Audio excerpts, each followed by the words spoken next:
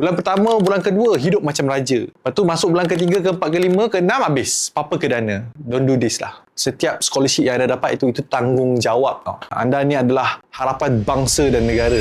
Dalam video ini saya nak kongsikan kepada anda 4 benda that you can prepare sebelum anda melanjutkan pelajaran ke university. Yang pertama, do your best to apply semua bantuan kewangan yang ada. Peka dengan deadline. So sometimes deadline mereka awal. So if you miss the deadline, that's it. Contoh macam hadiah pengajian Institut Pengajian Tinggi Selangor, beasiswa JPA, MARA. These are bantuan-bantuan yang ada yang boleh meringankan beban kewangan anda ketika anda melanjutkan pelajaran.